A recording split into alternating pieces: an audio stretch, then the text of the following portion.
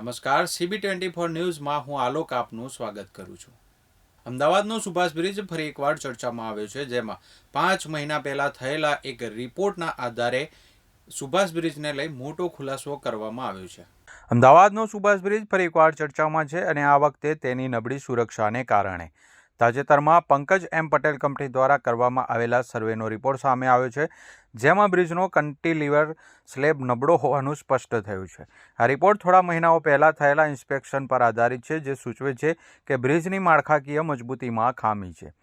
સૌથી વધુ ચિંતાજનક બાબત એ છે કે રિપોર્ટમાં આ નબળાઈનો ઉલ્લેખ હોવા છતાં મ્યુનિસિપલ કોર્પોરેશન દ્વારા અત્યાર સુધી રિપેરિંગમાં ગંભીર બેદરકારી દાખવવામાં આવી છે।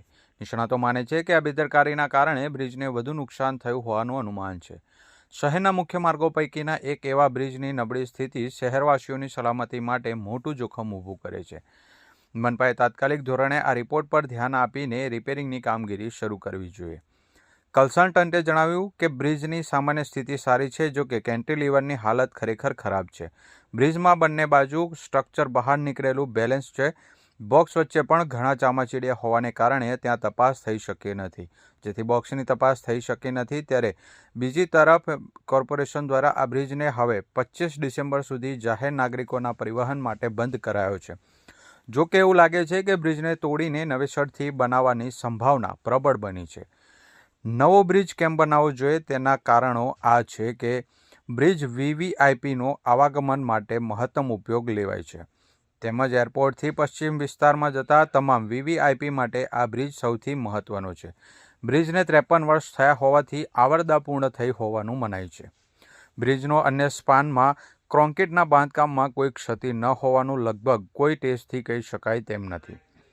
બ્રિજના સ્પાનમાં વાયર તૂટ્યા હોવાનું મનાય છે, ત્યારે અન્ય સ્પાનમાં પણ વાયરની સ્થિતિ સારી હોય તેવી શક્યતા નહીવત છે। બે પિલર વચ્ચેની જગ્યા 75 મીટર છે, જે ખરેખર 55 મીટર હોય તો લોડ બેરિંગ ઓછું આવે।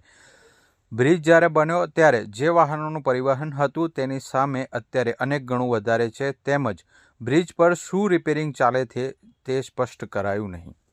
આ બ્રિજના રિપોર્ટમાં એવા રિમાર્ક્સ કરવામાં આવ્યા છે કે આ બ્રિજને રિપેર કરવાની કામગીરી હાલ ચાલી રહી છે, તો બ્રિજ પર કયા પ્રકારનું રિપેરિંગ કરવામાં આવ્યું એ સ્પષ્ટ થઈ શક્યું નથી।